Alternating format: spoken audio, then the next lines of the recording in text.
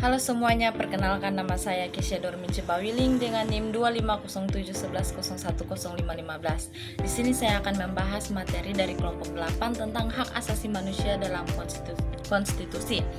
Di sini terdiri dari beberapa poin. Poin pertama, awal pemikiran HAM dan pencantumannya dalam Undang-Undang Dasar 1945. Yang kedua, HAM dalam Konstitusi Sementara Republik Indonesia Serikat. Yang ketiga, HAM dalam Undang-Undang Sementara 1950. Keempat, HAM dalam sidang pembukaan Undang-Undang Dasar oleh Dewan Konstituante. Dan yang kelima, HAM dalam perubahan Undang-Undang Dasar Negara Republik Indonesia. Baik, kita masuk dalam pengertian hak asasi manusia dalam konstitusi. Hak asasi manusia dalam konstitusi adalah hak dasar yang dimiliki setiap manusia sejak lahir sebagai anugerah Tuhan Yang Maha Esa. Hak tersebut melekat pada diri manusia dan tidak dapat dihilangkan oleh siapapun. Dalam konteks konstitusi, HAM berarti berbagai hak dasar warga negara yang dicantumkan dan dijaminkan dalam Undang-Undang Dasar suatu negara. Konstitusi berfungsi sebagai hukum tertinggi yang menjadi dasar bagi pemerintah dalam menjalankan kekuasaan. Dengan dicantumkannya HAM dalam konstitusi, negara memiliki kewajiban untuk menghormati, melindungi, dan memenuhi hak-hak warga negara serta mencegah terjadinya tindakan sewenang-wenang. Baik, kita masuk dalam awal pemikiran HAM dan pencantumannya dalam Undang-Undang Dasar 1945. Pencantuman HAM pada awal kemerdekaan didasari oleh semangat anti-kolonialisme dan nilai kemanusiaan yang tercantum dalam pembukaan Undang-Undang Dasar 1945. Pada masa perumusan tokoh seperti Muhammad Hatta dan Muhammad Yamin mengusulkan perlindungan hak-hak dasar agar Indonesia tidak menjadi negara kekuasaan. Dalam naskah asli Undang-Undang Dasar 1945, perlindungan HAM lebih difokuskan pada hak warga negara seperti hak atas kewarganegaraan, persamaan kedudukan dalam hukum dan pemerintahan, hak atas pekerjaan dan penghidupan yang layak, hak berserikat, berkumpul dan mengeluarkan pendapat, dan hak memeluk agama. Selanjutnya, HAM dalam Konstitusi Sementara Republik Indonesia Serikat.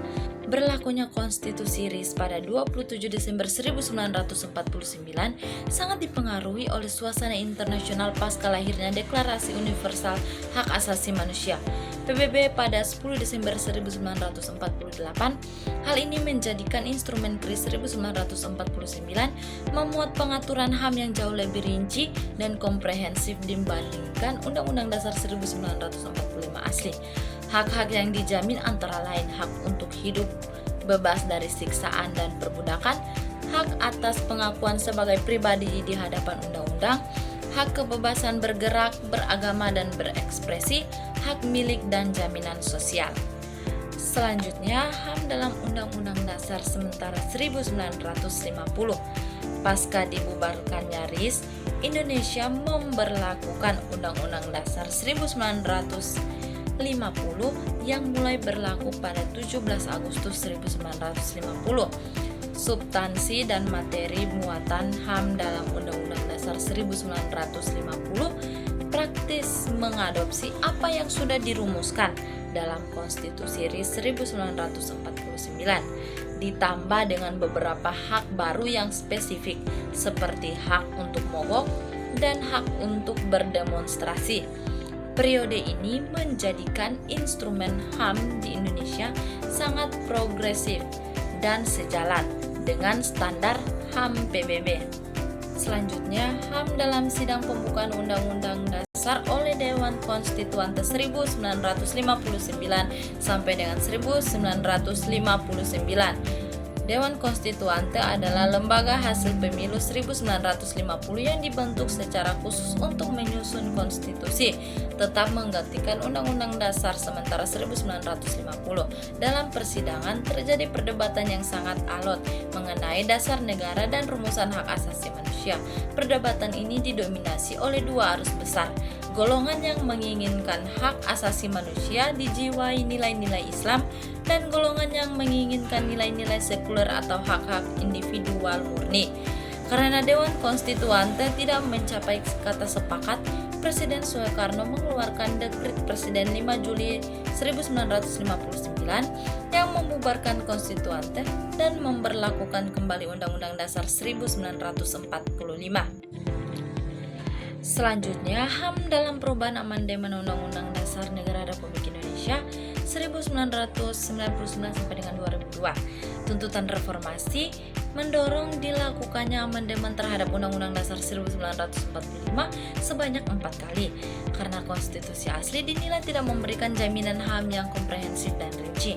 Hasil amandemen ini memberikan perlindungan HAM yang sangat kuat dengan memasukkan satu bab khusus baru, yaitu bab 10A mengenai hak asasi manusia. Pembaharuan penting tersebut mencangkup hak untuk hidup dan mempertahankan kehidupan, hak untuk membentuk keluarga dan melanjutkan keturunan, hak untuk mengembangkan diri dan memperoleh pendidikan, hak atas pengakuan, jaminan, perlindungan dan kepastian hukum yang adil, hak atas kebebasan meyakini kepercayaan, berserikat dan berkomunikasi, hak atas rasa aman dan perlindungan dari ancaman ketakutan, hak atas kesejahteraan dan jaminan sosial, hak untuk tidak disiksa, dan hak atas status kewarganegaraan. Selain jaminan perlindungan, bab ini juga memuat ketentuan mengenai kewajiban dasar manusia dan batasan hak asasi yang diatur dalam pasal 28J. Hal ini untuk memastikan pelaksanaan HAM tidak melanggar hak orang lain dan tetap menjaga ketertiban umum. Kesimpulannya, pengaturan HAM dalam Konstitusi Indonesia mengalami perkembangan dari yang terbatas di Undang-Undang Dasar 1945 awal menjadi lebih lengkap dan rinci pada Kris 1949 serta Undang-Undang Sementara 1950. Upaya penyempurnaan oleh Dewan Konstituante tidak selesai hingga akhirnya HAM dicantumkan secara tegas, lengkap dan kuat melalui perubahan Undang-Undang Dasar 1999 sampai dengan 2002 sebagai jaminan konstitusional yang jelas. Itulah pembahasan materi dari kelompok 8 tentang hak asasi manusia dalam konstitusi. Terima kasih.